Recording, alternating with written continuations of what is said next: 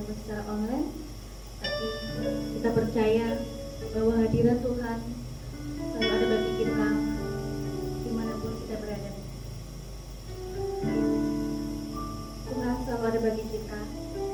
Apapun yang sedang kita hadapi saat ini, Bapak Ibu, tak usah takut, karena Tuhan yang selalu menjadi kekuatan kita. Mari kita berdoa untuk mengawali ibadah kita pada pagi hari ini. Bapa yang baik, kami bersyukur Tuhan buat pemeliharaanmu yang luar biasa bagi kami Tuhan.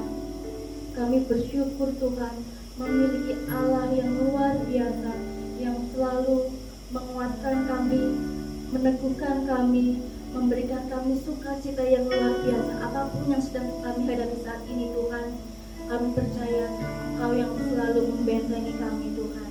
Bapa di sorga, kami menyerahkan Tuhan ibadah kami pada pagi hari ini, biar Tuhan yang menjamah kami dimanapun kami berada Tuhan. Tuhan yang memulihkan kami, Tuhan yang menguatkan kami ya Bapa. Terima kasih Tuhan, kami menyerahkan ibadah kami pada pagi hari ini, biar Tuhan yang bertata atas setiap pujian kami. Hanya dalam nama Tuhan Yesus Kristus kami sudah berdoa, haleluya, amin. Tuhan begitu baik saudara bagi kehidupan kita. Mari kita mau memuji Tuhan agar Tuhan selalu memberikan yang terbaik buat kita.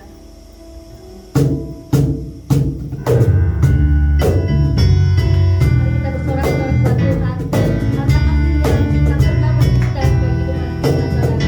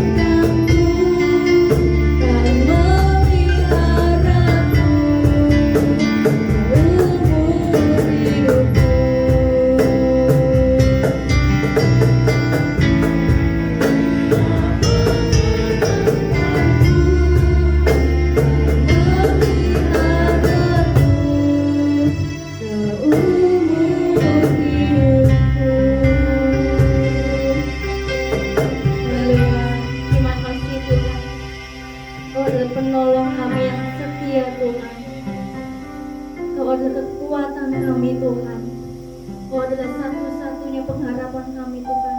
Di saat kami terjatuh, di saat kami kehilangan arah Tuhan, di saat kami seperti ini Tuhan Yesus, Kau tahu keadaan kami seperti ini Tuhan. Engkau yang selalu memberikan kami kekuatan Tuhan melalui firman-Mu yang luar biasa Tuhan. Bapa yang baik, sebentar kami mau mendengarkan sebagian dari firman-Mu Tuhan. Kau yang siapkan hati kita, hati kami Tuhan. Bila firman-Mu Tuhan dapat menjadi rema dalam kehidupan kami, menjadi kekuatan dalam kehidupan kami Tuhan. Kau yang berkati hamba-Mu yang mengeluarkan firman-Mu Tuhan. Kau yang pakai hamba-Mu lebih lagi, lebih luar biasa lagi ya Tuhan, di dalam Engkau ya Bapa. Terima kasih Tuhan, terima kasih. Hanya dalam nama Tuhan Yesus Kristus kami sudah berdoa, haleluya, amin. Selamat pagi Bapak Ibu Saudara sekalian yang saya kasih dalam Tuhan. Puji Tuhan, pagi hari ini kembali kita boleh sama-sama bersekutu dan beribadah. Walaupun kita semua dari tempat kita masing-masing Bapak Ibu Saudara sekalian, tapi kita tetap harus fokus. Kita harus tetap tertuju hati kita kepada Tuhan. Mari saudara-saudara, saya ajak di rumah saudara masing-masing, kita semua fokus untuk mendengarkan kebenaran firman Tuhan. Biarlah kiranya kebenaran firman Tuhan itu boleh menguatkan kita. Puji Tuhan Bapak Ibu Saudara sekalian. Nah, pagi hari ini saya akan ajak kita melihat Bapak Ibu Saudara sekalian bahwa begini, Allah kita itu adalah Allah yang paling terkenal sebagai Allah yang paling bertanggung jawab penuh atas kehidupan kita. Ya, jadi itu dulu tuh harus kita taruh dalam pemikiran kita bahwa Allah yang kita sembah, Allah yang Bapak Ibu Saudara sekalian dan saya sembah itu adalah Allah yang paling terkenal sebagai Allah yang paling bertanggung jawab, bukan hanya separuh Bapak Ibu Saudara sekalian, tapi bertanggung jawab penuh atas kehidupan kita, atas kehidupan saya, atas kehidupan Bapak Ibu Saudara sekalian. Nah, sebuah ayat dalam Injil Matius pasal yang ke-10 ayat 29 dan ayat yang ke-30 Bapak Ibu Saudara sekalian, kita sering baca ayat ini bersama-sama. Kita mungkin hafal ayat ini ya. Ayat ini berkata demikian. Bukankah burung pipit dijual 2 ekor seduit, namun seekor pun daripadanya tidak akan jatuh ke bumi di luar kehendak Bapamu, dan kamu rambut kepalamu pun terhitung semuanya. Jadi ayat yang kita baca ini Bapak Ibu Saudara sekalian itu menunjukkan kepada kita bahwa begini, bayangkan rambut kepala kita. Coba saudara renungkan, rambut kepala kita itu ada berapa sih? Ya, coba ada berapa, renungkan. Saudara pernah coba hitung nggak? Gak usah rambut kepala lah yang susah di atas kepala kita. Rambut yang ada di tangan kita, yang ada di ujung punggung tangan kita. Pernah hitung nggak Bapak Ibu Saudara sekalian? Kita saja yang punya, ya kita yang punya tubuh kita ini, kita nggak pernah tahu jumlahnya berapa. Tapi firman Tuhan bilang bahkan rambut di kepala kita jumlahnya berapa itu terhitung sama Tuhan. Ayat ini bukan menunjukkan Tuhan itu pintar hitung-hitungan, bukan. Maksudnya adalah bahwa Dia adalah pribadi yang bertanggung jawab penuh.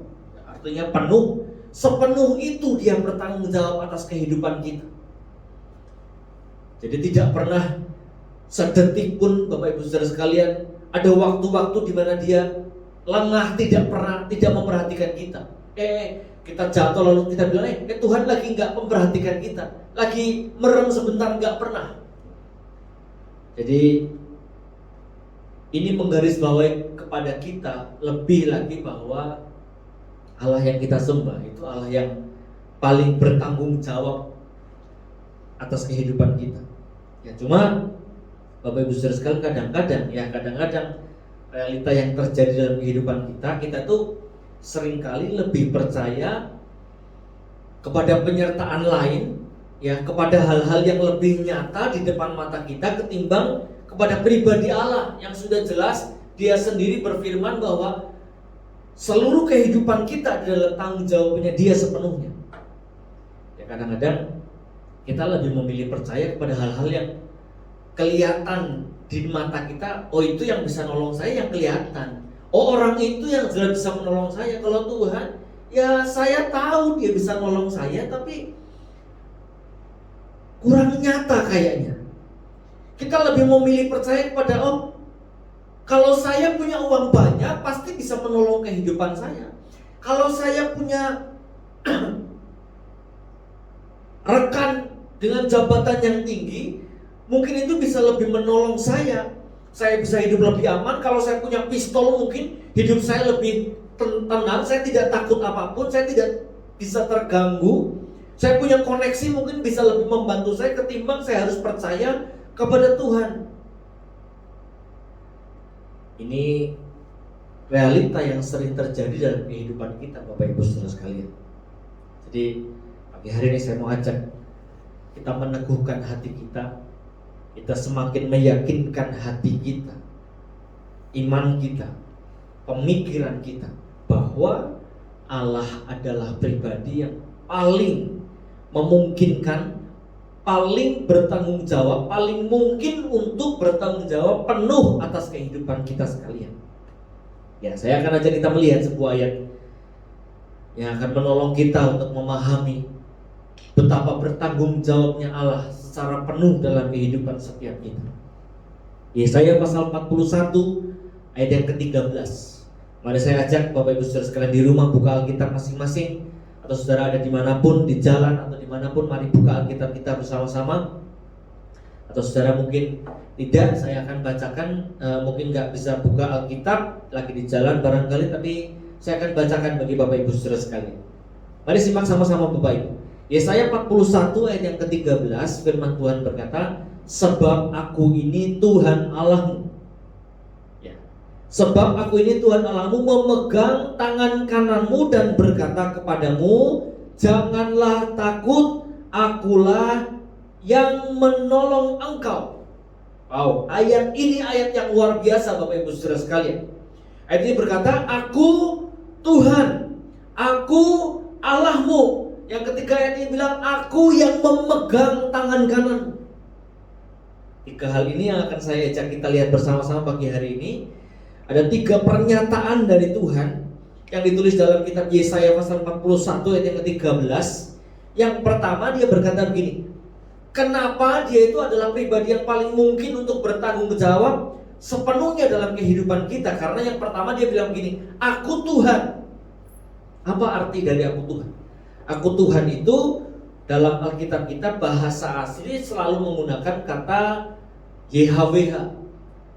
Sebetulnya sebuah kata yang tidak bisa diucapkan karena nggak ada huruf hidupnya, huruf mati semua. Dan karena memang harusnya kata itu nggak bisa diucapkan, tapi kita sering menyebutnya dengan kata Yahweh, YHWH.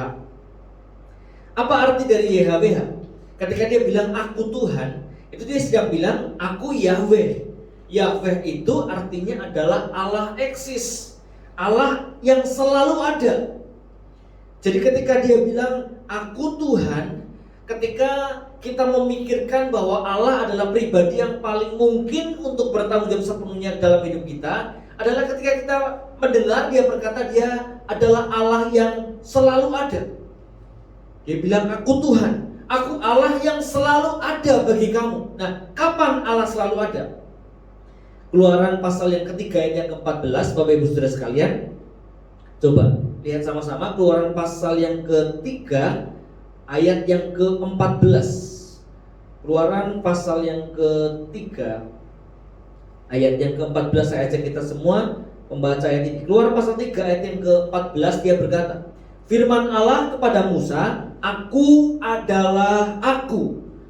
Lagi firmannya, beginilah kau katakan kepada orang Israel itu, akulah aku telah mengutus aku kepadamu. Yang mengutus Musa maksudnya pada waktu itu. Nah, ketika dikatakan aku adalah aku, itu Allah sedang bilang begini, dalam bahasa asli menggunakan kata hayah. Aku adalah hayah. Hayah itu sama arti dengan Yahweh atau Allah eksis, atau yang dimaksud dengan Allah yang selalu ada.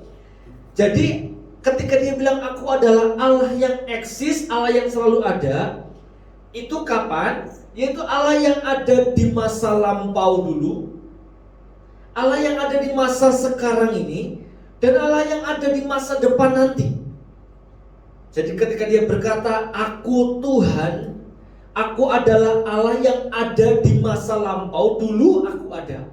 Sekarang, di masa sekarang, pagi hari ini, dia juga ada. Dan di masa depan nanti, di waktu-waktu yang kita belum tahu akan terjadi apa, Allah pun ada di sana. Untuk apa dia ada di sana? Untuk apa dia menjadi Allah yang selalu ada bagi kita? Yang pertama, dia ada untuk memberi belas kasihan, dia ada untuk menolong kita, dan dia ada untuk menyelesaikan semua hal yang kita hadapi. Jadi Bapak Ibu Saudara sekalian, kenapa Allah kita itu adalah Allah yang paling mungkin bertanggung jawab penuh atas kehidupan kita? Karena yang pertama adalah Dia Tuhan yang selalu ada dulu untuk menolong kita, untuk memberi belas kasihan kepada kita, untuk menyelesaikan semua keadaan kita. Dia juga Allah yang ada sekarang untuk memberi belas kasihan, untuk menolong kita, untuk menyelesaikan semua keadaan kita. Dan dengar ini Bapak Ibu Saudara sekalian, Dia juga Allah yang ada nanti untuk menolong kita, untuk menyelesaikan semua keadaan kita, dan memberi belas kasihan dalam kehidupan kita. Jadi ini sebuah hal yang harusnya sangat menguatkan kita, semakin meyakinkan kepada kita bahwa kita harus semakin percaya kepada Allah, karena hanya Dia yang memang bisa penuh bertanggung jawab atas kehidupan kita. Bapak Ibu Saudara sekalian, mungkin saat-saat ini Tuhan sedang bawa kita kepada berbagai macam keadaan, berbagai macam musim dalam hidup kita. Kadang kita dibawa masuk ke dalam situasi yang mungkin gak enak bagi kedagingan kita, mungkin musim yang asing bagi kita. Kita dibawa kepada situasi yang kenapa ibadah kok harus dalam keadaan yang online seperti sekarang ini? Kenapa ibadah dalam keadaan yang harus tertutup seperti sekarang ini? Bapak Ibu Saudara sekalian, kita mungkin dibawa kepada situasi yang dulu ibadah harus di gereja. Kenapa sekarang kok ibadah harus dalam media yang tidak bisa bertemu langsung? Rasanya seperti ada yang kurang. Ini dalam keadaan pandemi kita saat ini Bapak Ibu Saudara sekalian. Atau mungkin keadaan hari-hari ini kita sedang dibawa kepada sebuah situasi yang sebelumnya kita tidak pernah alami sama-sama. Coba Bapak Ibu Saudara sekalian, kita ingat sepanjang waktu yang sudah kita lewati sampai dengan hari ini. Berapa banyak kemelut yang sudah kita pernah lewati, kemelut yang sudah Tuhan izinkan mungkin terjadi dalam kehidupan kita. Atau berapa banyak berkat yang sudah kita terima. Coba renungkan dan rasakan bahwa kalau kita bisa sampai dengan hari ini, itu berarti belas kasihan Allah, pertolongan Allah itu senantiasa nyata dalam kehidupan kita. Dia menyatakan dirinya sebagai aku Tuhan, aku Yahweh, aku Allah eksis, aku Allah yang selalu ada di masa lampau, sekarang ini, dan nanti pun Dia ada bagi kehidupan setiap kita Bapak Ibu Saudara sekalian.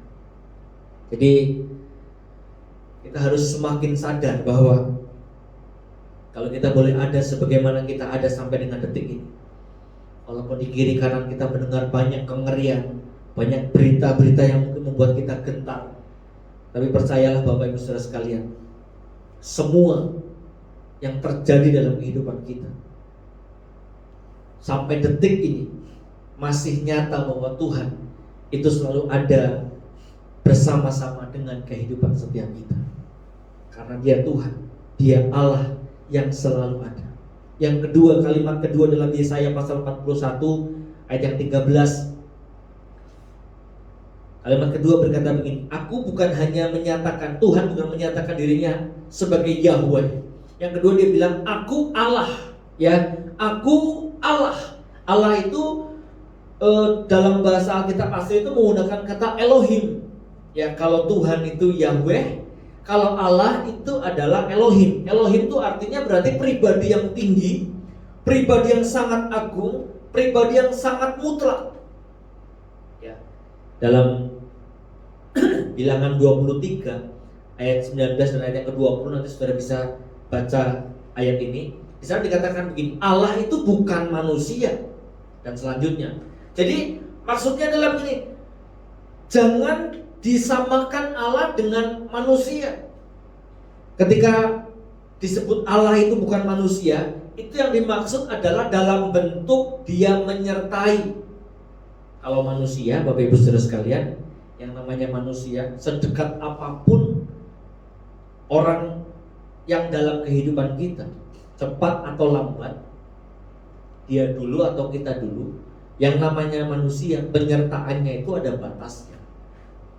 Yang namanya manusia itu cepat atau lambat, siapapun itu, orang yang terjauh maupun orang yang terdekat dengan kita sekalipun, suatu waktu dia akan meninggalkan kita, atau kita yang lebih dulu pergi meninggalkan dia.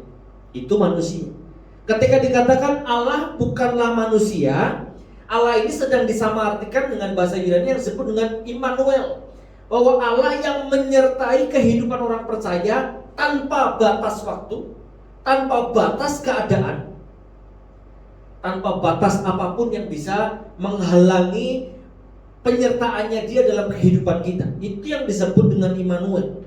Jadi Bapak Ibu Saudara sekalian, ketika dikatakan aku Allah, aku adalah Allah yang pribadi yang agung, yang mutlak, yang tinggi, itu sedang berbicara tentang bahwa penyertaannya itu sangat agung, sangat mutlak, sangat hebat dalam kehidupan kita.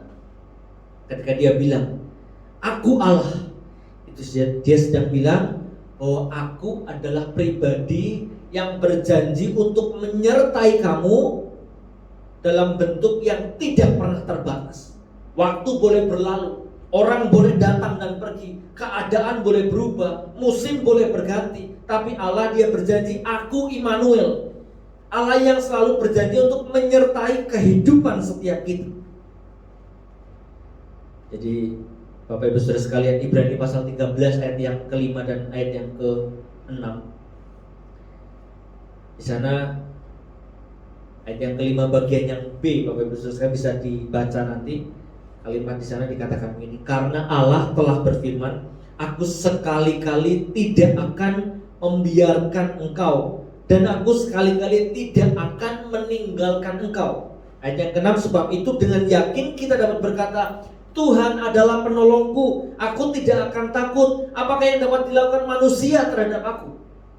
Jadi kalimat dalam ayat yang ke-6 berkata, kenapa kita bisa berkata bahwa Tuhan adalah penolongku? Kenapa kita bisa berkata bahwa aku gak takut terhadap kehidupan ini? Kenapa kita bisa berkata, apa sih yang bisa dilakukan manusia terhadap aku? 3 kalimat ini punya dasar. Dasarnya adalah karena ini. Karena Tuhan sendiri dia punya firman, dia berkata, aku sekali-kali tidak akan pernah membiarkan engkau, dan aku sekali-kali tidak akan pernah meninggalkan engkau. Aku Allah Immanuel, aku Allah yang penyertaannya itu mutlak, tidak tergantung dengan keadaan, tidak tergantung dengan musim apapun dalam kehidupan kita. Dia berjanji, aku tetap Allah Immanuel bagi kehidupan. Ini janji bagi kehidupan kita, Bapak Ibu Saudara sekalian. Kata Immanuel pertama kali muncul itu dalam kitab Yesaya, Bapak Ibu Saudara sekalian. Yesaya pasal 7 ayat yang ke-14. Di sana pertama kali kata Immanuel itu muncul. Latar belakangnya apa? Kalimat Immanuel muncul. Waktu itu yang terjadi adalah begini. Ada seorang raja Israel yang namanya Ahaz. Ini raja sangat jahat banget. Dia ambil benda-benda perbendaharaan di rumah Tuhan, lalu dia ambil untuk dipersembahkan sebagai upeti kepada musuh. Jadi dia ambil di perbendaharaan dalam rumah Tuhan yang harusnya tidak boleh disentuh, yang harusnya nggak boleh diotak-atik, diambil sama dia, diserahkan sebagai upeti. Lalu selanjutnya kisah dalam 2 Tawarik pasal 26 ayat 16 sampai dengan 21, saudara bisa baca. Di sana diceritakan bahwa karena Raja Ahaz ini membuat bangsa Israel jadi bangsanya itu memiliki perbuatan-perbuatan yang dikatakan biadab, jahat banget. Karena Raja Ahaz ini. Tapi dalam keadaan bangsa Israel begitu jahatnya luar biasa, justru kalimat Immanuel itu pertama kali muncul. Di sana ditulis, inilah tandanya, seorang anak akan lahir dan dia akan disebut sebagai Allah. Dia akan disebut dengan nama Immanuel, yang artinya Allah menyertai kita. Pribadi yang mutlak, pribadi yang agung, pribadi yang tinggi itu akan selalu menyertai kita, walaupun pada waktu itu keadaan bangsa Israel mereka sangat jahat, mereka sangat membuat Tuhan sangat marah, sangat sakit hati. Tapi Tuhan punya janji Allah itu sekali-kali tidak akan pernah membiarkan dan meninggalkan kehidupan. Kalimat Immanuel itu muncul pada saat keadaan bangsa Israel sedang ada dalam kondisi yang gak baik. Tapi dalam keadaan kondisi yang tidak baik seperti itu, Allah tetap berjanji begini, aku Allah yang menyertai kehidupan. Ini harus jadi dasar kepercayaan bagi kita, bahwa Dia memang pribadi yang paling bertanggung jawab sepenuhnya dalam hidup kita. Dia menyatakan dirinya dalam pernyataan aku Allah itu, dia sedang menyatakan bahwa walaupun keadaan kita mungkin sedang dalam keadaan yang tidak baik sekalipun, Bapak Ibu Saudara sekalian, percayalah bahwa di titik itu pun Allah itu tetap bertanggung jawab sepenuhnya atas kehidupan setiap kita, atas kehidupan Bapak Ibu Saudara sekalian. Dia bukan hanya Allah yang menyertai kita pada saat kita sedang terima uang yang banyak, terima berkat yang melimpah, terima promosi jabatan dalam kerja, bisnis kita lancar-lancar saja. Dia bukan Allah yang hanya menyertai di situ saja. Dia Allah yang menyertai kita pada saat kita sedang terpuruk, kita sedang ada dalam kelemahan kita sedang ada dalam lembah kekelaman kita sedang ada di dalam kegelapan hidup kita. Di situ pun Allah berjanji menjadi Allah Immanuel, Allah yang selalu menyertai kehidupan kita. Satu kalimat dalam 2 Samuel pasal 7 ayat yang ke-14 sampai dengan ayat yang ke-16. Ini janji Tuhan kepada Daud.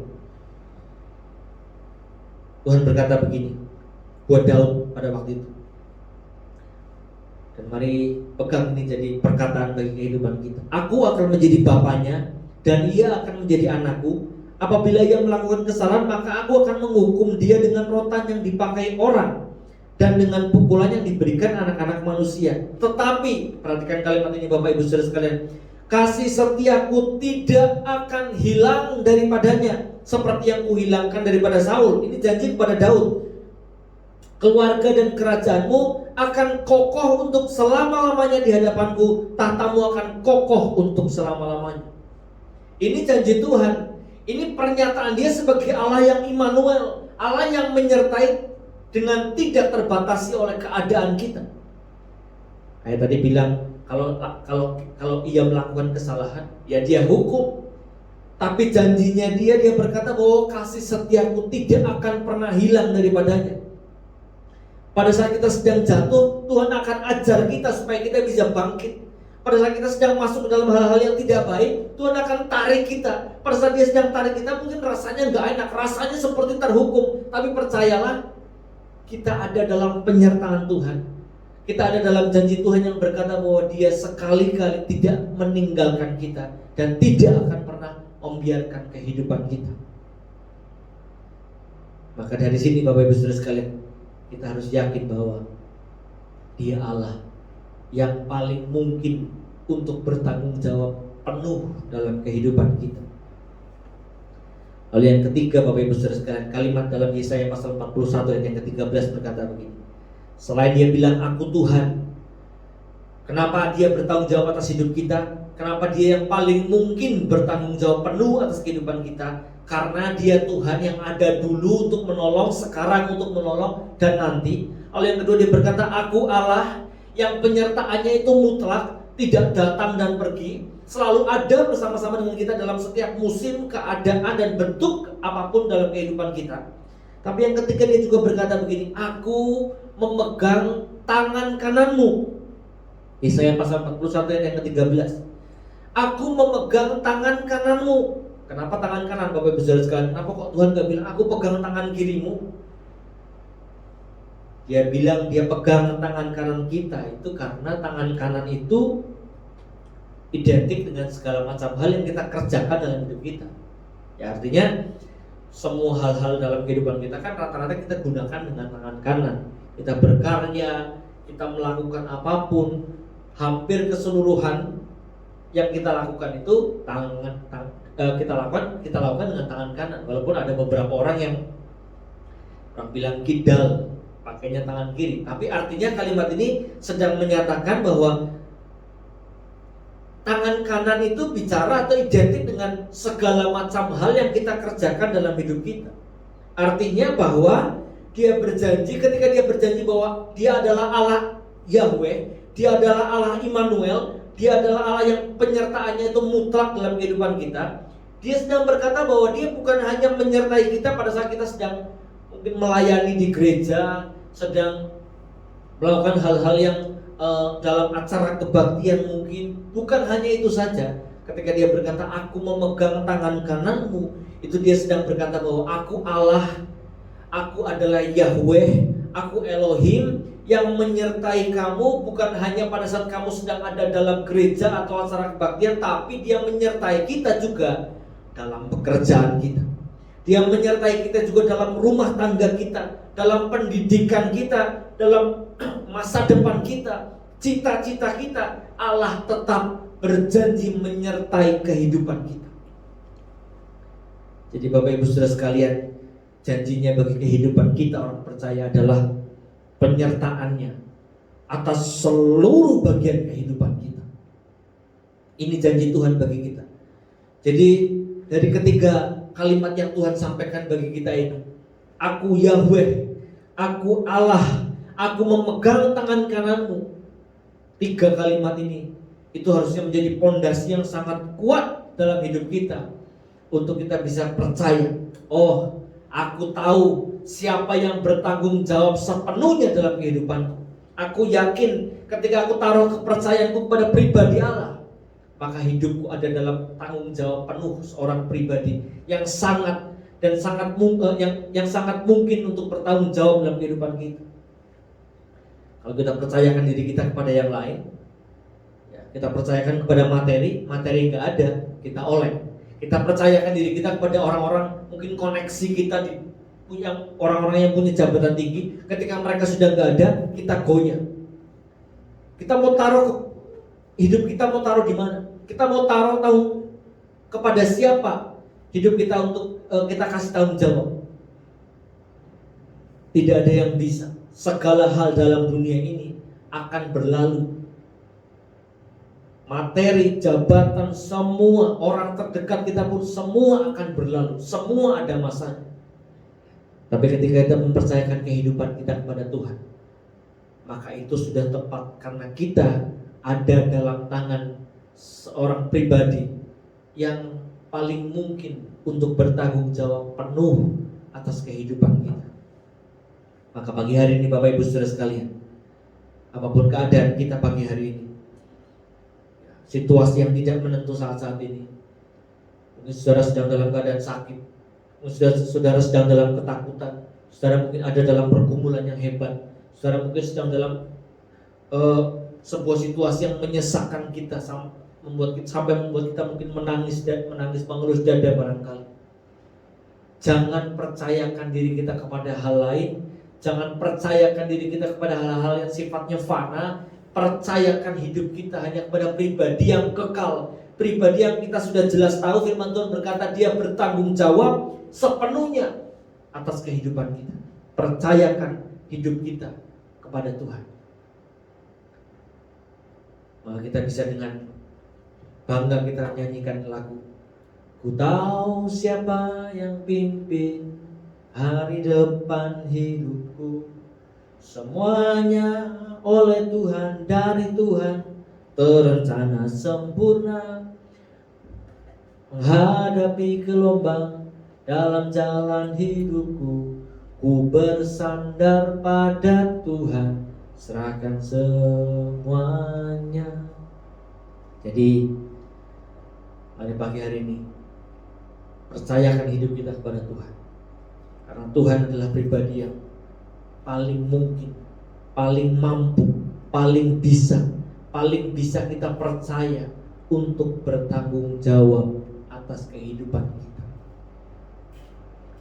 Jadi saya mengajak kita mengingat perkataan Musa dalam Keluaran pasal yang ke-33 ayat yang ke-13 sampai ayat yang ke-16.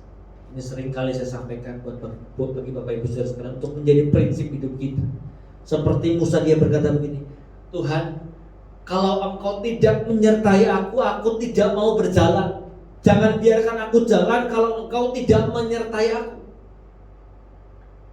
Kenapa sampai Musa bisa berkata begitu? Karena dia tahu bahwa Hanya Tuhan sajalah pribadi yang paling mampu menjaga, menolong, memimpin, memberikan pertolongan dalam seluruh kehidupan Musa, dan bertanggung jawab sepenuhnya dalam kehidupan.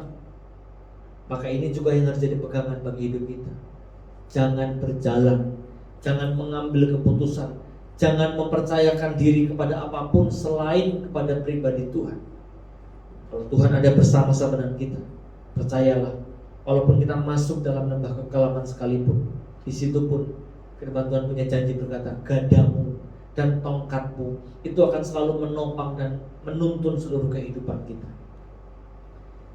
Biarlah dalam keadaan yang sekarang sedang terjadi dalam hidup kita, keadaan yang tidak menentu seperti sekarang ini, kita tetap yakin bahwa kita punya Allah yang bisa kita percaya, punya Allah yang paling bertanggung jawab atas kehidupan setiap kita. Mari sama-sama tundukkan kepala, kita akan berdoa kepada Tuhan pagi hari ini. Bapa, kami bersyukur pagi hari ini, Tuhan kiranya terus menguatkan setiap kami sidang jemaat-Mu ya Tuhan. Setiap kami yang mendengarkan perkataan firman Tuhan pagi hari ini, Tuhan, dalam keadaan apapun kami saat ini Tuhan, kami berdoa, Hamba-Mu berdoa di dalam nama dan kuasa Tuhan Yesus. Tuhan kiranya melawan menjamah seluruh umat-Mu. Apapun yang sedang dialami oleh setiap umat-Mu Tuhan, keadaan mungkin terpengaruh keadaan yang sekarang sedang terjadi Tuhan, pandemi yang mungkin terasa menggentarkan, mungkin banyak orang yang ketakutan karena kondisi sekarang ini. Tapi pagi hari ini kami diingatkan bahwa kami punya Allah. Kami punya seorang pribadi yang paling bertanggung jawab, yang kami tahu sepenuhnya dia paling mungkin untuk bertanggung jawab atas kehidupan kami. Oleh sebab itu Tuhan, pagi hari ini kami mau percayakan kehidupan kami hanya kepada pribadi Allah satu-satu. Tuhan hadir dalam setiap rumah kami, dalam pribadi kami, lepas pribadi kami semua Tuhan. Kuasailah setiap hidup kami, karena kami tahu kami sendiri tidak bisa menjaga dan menolong kehidupan kami. Kami perlu Engkau Tuhan dalam kehidupan kami. Lalu Tuhan gandeng tangan kanan kami, tuntun kami, bahwa kami masuk dalam rencana-Mu, bahwa kami terus ada dalam penyertaan dan pelindungan-Mu senantiasa ya Tuhan. Sebab kami tahu tempat yang paling aman adalah ketika kami bersama-sama dengan Engkau ya Tuhan. Terima kasih Tuhan. Terima kasih Bapa. Kuatkan seluruh umat-Mu Tuhan. Kuatkan setiap kami yang mendengar perkataan firman Tuhan ini. Bila perkataan firman Tuhan boleh termeterai dalam hati kami, menjadi kekuatan bagi setiap kehidupan kami. Biar iman kami semakin bertumbuh oleh pendengaran oleh firman Kristus. Terpujilah nama-Mu ya Tuhan. Kami bersyukur buat pagi hari ini. Kami percaya Tuhan, Engkau ada di tempat dimanapun kami berada saat ini ya Tuhan. Baik kami di rumah, kami di jalan, kami dalam aktivitas kami, Engkau ada bersama-sama dengan kami, dan Engkau memberkati kehidupan setiap kami. Dan mari sidang jemaat Tuhan, Kau yang ada di rumah, arahkan hati kepada Tuhan. Angkat kedua belah tanganmu di hadapan Tuhan. Kiranya Tuhan memberkati engkau, Tuhan melindungi engkau, Tuhan menyinari engkau dengan wajahnya, Tuhan memberi engkau kasih karunia yang melimpah, Tuhan menghadapkan wajahnya kepadamu, dan Tuhan kiranya memberikan damai sejahtera yang melampaui segala akal. Kiranya rahmat, kemurahan daripada Allah Bapa, kasih sayang daripada Tuhan Yesus Kristus, dan persekutuan dengan Allah Roh Kudus itu kiranya bersama-sama dengan kami sekalian, mulai saat ini, seterusnya, sampai Maranatha, sampai Tuhan datang kembali. Terpujilah nama-Mu ya Tuhan. Kami naikkan doa, ucapan syukur, dan permohonan berkat ini hanya di dalam nama Tuhan Yesus Kristus, Juru Selamat dan Terang hidup kami. Kami sudah berdoa. Haleluya. Amin. Puji Tuhan. Sekian kebenaran firman Tuhan. Biarlah kiranya saudara boleh dikuatkan dalam setiap keadaan. Tuhan memberkati. Sekian ibadah kita pada pagi hari ini.